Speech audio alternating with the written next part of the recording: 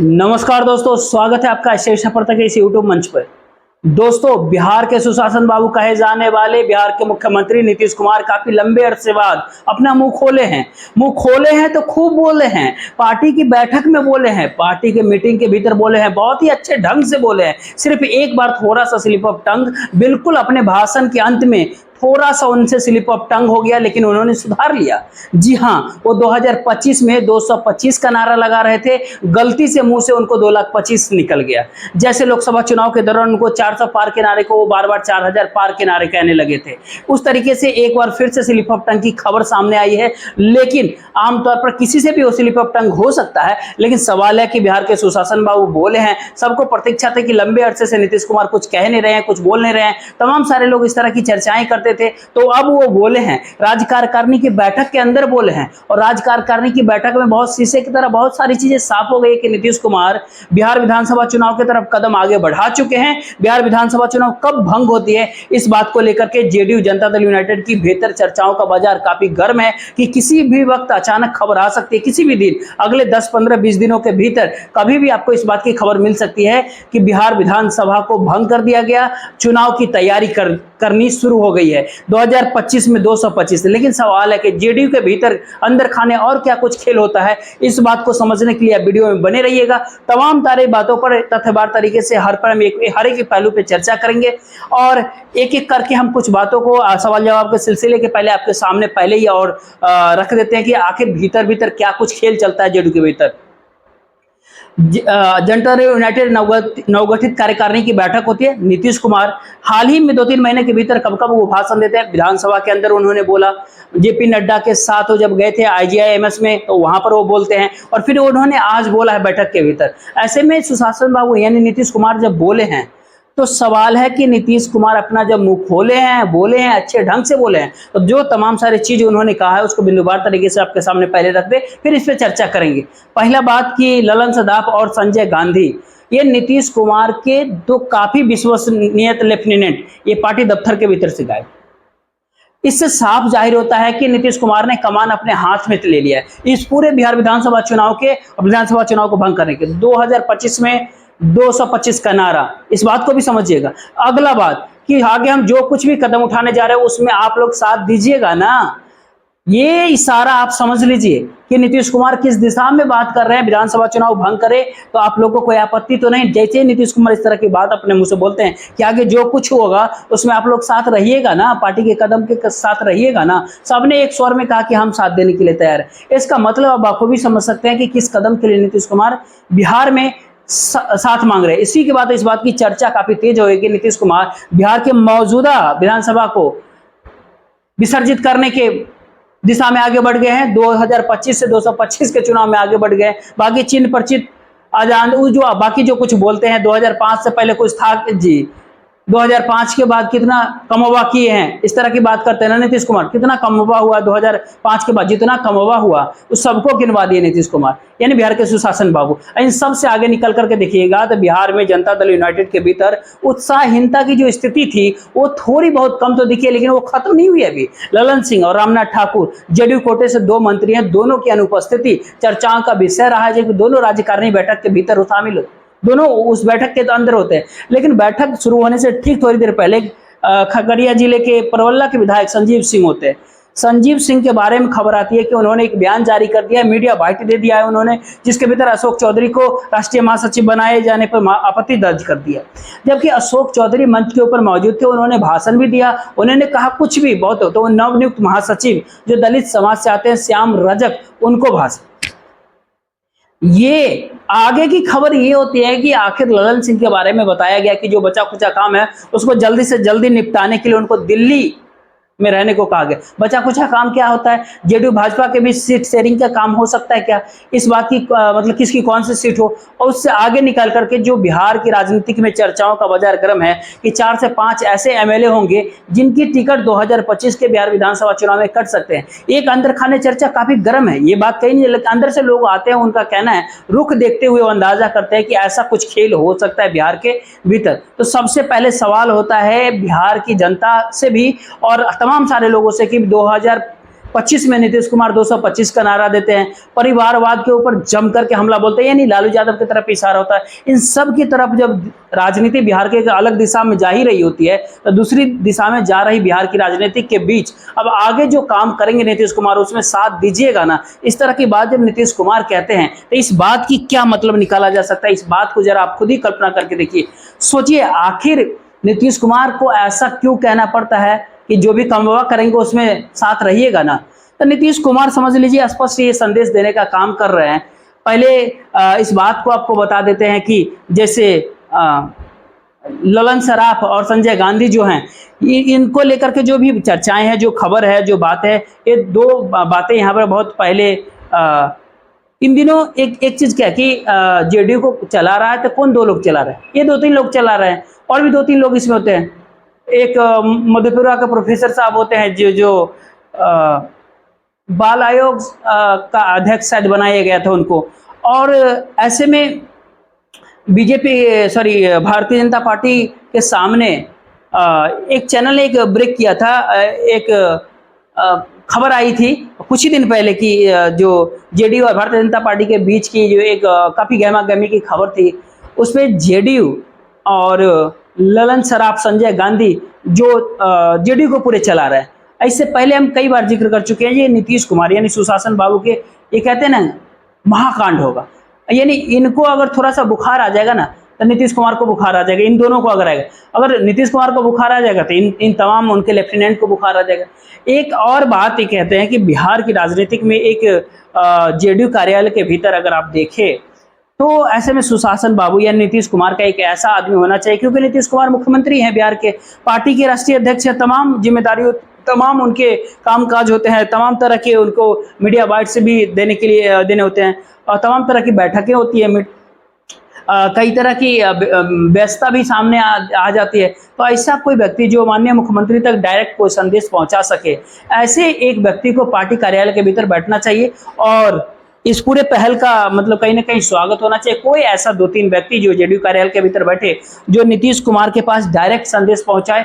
और इसको ये भी आप कह सकते हैं कि भूजा पार्टी का एक परमानेंट कोई सदस्य हो, कार्यकर्ता में एक गुस्सा होता है कि राष्ट्रीय कार्यकारिणी की बैठक में जाते हैं, प्रवक्ता के कार्यालय में जाते हैं या मुख्यमंत्री कार्यालय जाते हैं, तो बैठक में वहाँ मुलाकात नहीं हो पाती है, जो भी बात बताने जाते हैं उस बात को बता नहीं पाते हैं। तो एक कम्युनिकेशन गैपिंग जो होता है जनरली नहीं हो पाता है, आम कार्यकर्ताओं नहीं कर पाते हैं। लेकिन नीतीश कुमार ने जो अभी किया वो पार्टी के संगठन के हिसाब से कम्युनिकेशन को बिल्डअप करने, कम्युनिकेशन को सही तरीके से बनाए रखने के, तो नीतीश कुमार जो संदेश देने का अपने पार्टी को काम करते हैं कि हम जो कुछ भी करेंगे उसके साथ आप लोग हैं ना, हम जो भी कमवा करेंगे आगे, जो भी सोचेंगे उसके साथ जुड़े हैं ना। इस तरह की जो नीतीश कुमार का कहना है, वो उन्होंने ये कहा कि पार्टी के भीतर से कोई अगर डिसीजन लेते हैं तो इस डिसीजन को अगर हम ले लेते हैं तो क्या पार्टी कैडर उस तमाम चीजों के लिए तैयार रहेगी ना, तैयार है ना, साथ रहिएगा ना।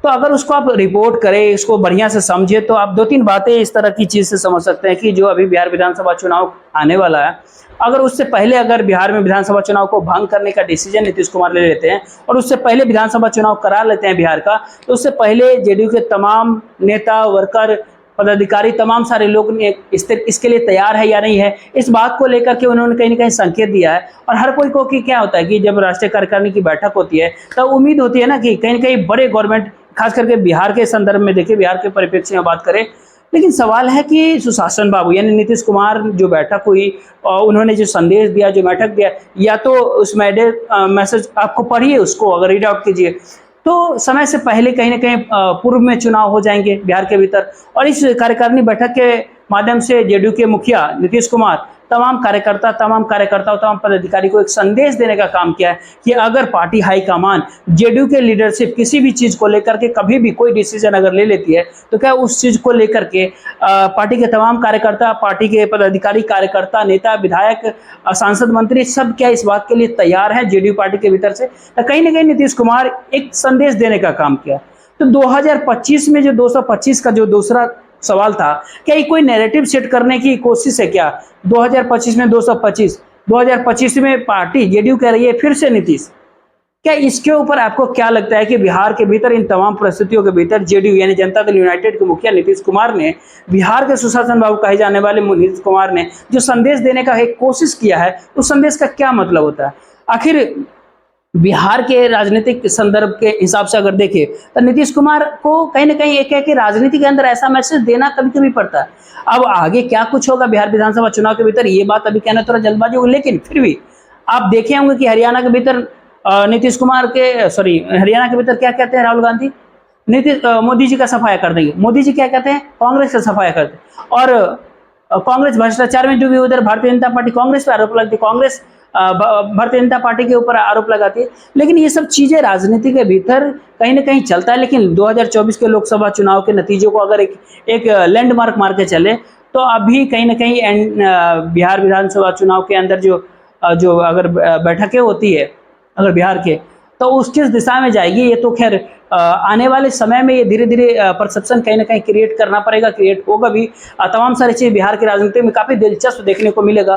खैर वो समय के साथ हम आपके साथ अपडेट धीरे धीरे करते रहेंगे। लेकिन विधानसभा चुनाव के भीतर काफ़ी बड़ी वोटिंग पैटर्न हो, इस बात को लेकर के काफ़ी लबोलुआब ये होती है कमोबेश की अगर बिहार की विधानसभा चुनाव अगर होता है, बिहार विधानसभा चुनाव को भंग करके, बिहार विधानसभा को भंग करके, तो ऐसे में जेडीयू बीजेपी तमाम अलायंस पार्टनर जो अभी एनडीए के भीतर है कहीं ना कहीं हो रहे हैं। अब ऐसे प्रशांत किशोर जो एक तीसरे मोर्चे के रूप में बिहार के भीतर उभर रहे हैं, जन स्वराज पार्टी, ये कितना नुकसान कर पाते हैं, किसको किसको नुकसान पहुंचा पाते हैं, ये देखना काफी दिलचस्प होगा। या फिर वो कितनी मजबूती के साथ बिहार के विधानसभा चुनाव में उभर करके सामने आते हैं, इस बात को भी समझना बेहद जरूरी होगा। लेकिन आज जो कुछ भी नीतीश कुमार ने बैठक के भीतर कहा और जो कुछ भी सामने आया, इसमें एक बात पे काफी आश्चर्य सबको हुआ।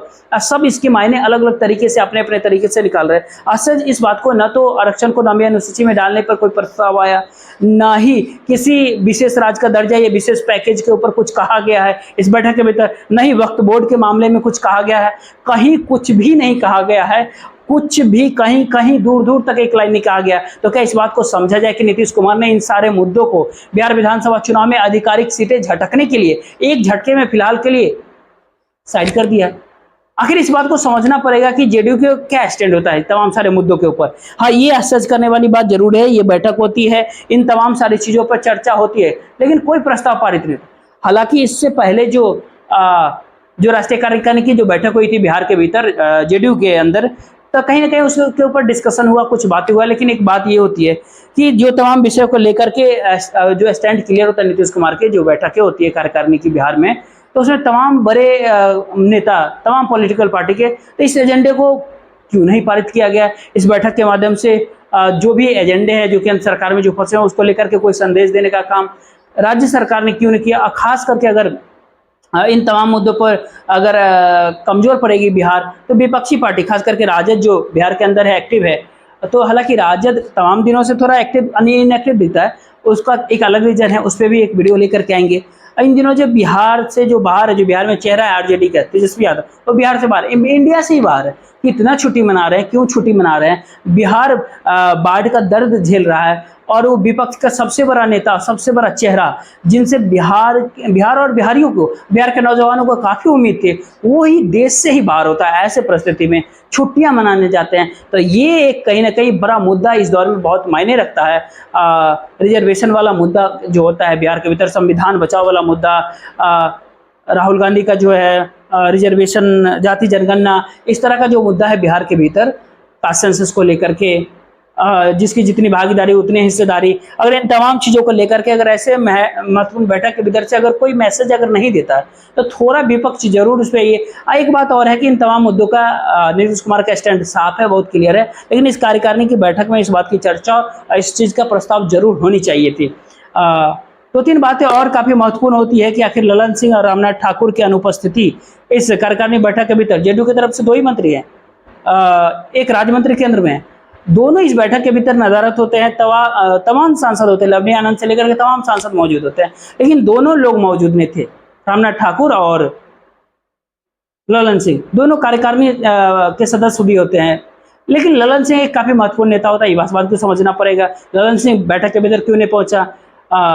हालांकि सीट शेयरिंग को लेकर के अगर भारतीय जनता पार्टी के तमाम बड़े बड़े नेताओं से अगर घुसर फुसर कुछ हो रहा होगा, तो इस तरह की बातें को लेकर के अगर ललन सिंह भारतीय जनता पार्टी से बात करने अगर उसमें व्यस्त होंगे तो ये बात हो सकती है। ये जिम्मेदारी संजय झा के दम पर है, कुछ हद तक ये भी बात सामने आती है। कल नीतीश कुमार एक बात स्पष्ट करते हैं, संजय झा खासकर झारखंड और बिहार के भीतर और तमाम कितने सीटों पर कौन कितने सीटों पर लड़ेगा, फिलहाल झारखंड के संदर्भ में बात करें तो संजय झा को इस बात की जिम्मेदारी दी गई है। झारखंड के जो प्रदेश अध्यक्ष हैं जेडीयू के, उन्होंने संजय झा से मुलाकात की है। उन्होंने अपने तमाम पदाधिकारियों के साथ कि भाई हम 10-11 सीटों पर चुनाव किए, 10-11 सीटों पर हम चुनाव लड़ेंगे झारखंड के भीतर। ये सीट शेयरिंग को लेकर के किसी भी बड़े नेता को जो जिम्मेदारी सौंपी गई है नीतीश कुमार के द्वारा, संजय झा राज्य कार्यकारिणी की बैठक में नहीं थे, वो थे, संजय झा थे, लेकिन ललन सिंह क्यों नहीं? क्योंकि पार्टी जेडीयू पार्टी के भीतर बड़े नेता माने जाते हैं। हालांकि ऐसा कोई बयान जारी नहीं किया गया जेडीयू के भीतर से, लेकिन मोटे मोटे तौर पे लोग आंकते हैं कि ललन सिंह संजय झा के बाद कहीं आते हैं तो फिर ललन सिंह की इस बैठक के भीतर नाराजर होना कहीं ना कहीं एक जेडीयू पार्टी के लिए एक छोटा सा गलत मैसेज जाता है। हालांकि उनकी अलग व्यवस्था रही होगी, हालांकि दिल्ली और पटना के बीच कहीं ज़्यादा दूरी नहीं है, 1 घंटे 1.5 घंटे की फ्लाइट में पटना मौजूद हो जाते हैं। अगर ऐसी कोई इंपॉर्टेंट मीटिंग थी तो फिर ऐसे में ललन सिंह दिल्ली से कार्यकारिणी की बैठक कोई 10-20 मिनट आधा घंटा में तो खत्म नहीं होता है। तो सवाल है कि नहीं पहुंचना ललन सिंह की बैठक में, तो ये कहीं ना कहीं गलत संदेश, गलत परसेप्शन जरूर क्रिएट करता है। रामनाथ ठाकुर क्यों नहीं आए, ये भी अपने आप में बहुत बड़ी बात होती है। एक बात और काफी चर्चा होती है कार्यकारिणी, जेडीयू कार्यकारिणी की बैठक जो एक पोस्टर की चर्चा होती है, नीतीश कुमार की भारत रत्न दिए जाने की बात होती है। ये पोस्टर उत्साह में लगा दिया जाता है, इस पोस्टर के पीछे कोई रणनीति होती है, इस बात को भी समझना पड़ेगा। खैर, इस बात पे ये कह सकते हैं, तमाम सारे लोग कह सकते हैं कि हो सकता है कि ये व्यक्ति पूजा हो। इस पोस्टर में निवेदक कौन होता है, जनता दल होता है या जनता दल यूनाइटेड होता है, या फिर कोई एक अमुक व्यक्ति होता है, या कोई नेता है, या कोई व्यक्ति पूजा है। विधानसभा का चुनाव है, बिहार विधानसभा चुनाव का समय नजदीक है, तो व्यक्ति पूजा तो तमाम सारे लोग करेंगे ही करेंगे, स्वाभाविक सी बात है। कहीं ना कहीं ब्रेड पे मक्खन वगैरह लगाएंगे ही, तो ये व्यक्ति पूजा है। इस बात से शायद कोई बहुत बड़ा ये नहीं हो सकता है। खैर, बिहार के भीतर तमाम सारे हलचलों का दौर शुरू हो गया है। देखते रहिए आने वाले समय में क्या कुछ होता है और नीतीश कुमार किस तरह का फैसला लेते हैं। क्या बिहार विधानसभा चुनाव बहुत जल्द हो जाएगा और बिहार विधानसभा को भंग कर दिया जाएगा नीतीश कुमार के द्वारा, और इसमें क्या कुछ विपक्षी दल किस तरह का सामने बातें आती है। देखते रहिए आगे जो कुछ भी बिहार के राजनीतिक से खबर आती है तो हम आपके सामने लेकर के जरूर आएंगे। इस वीडियो को ज़्यादा दूर तक शेयर कर दीजिएगा, वीडियो को लाइक कर लीजिएगा, चैनल को सब्सक्राइब कीजिएगा, साथ ही वीडियो को शेयर करके और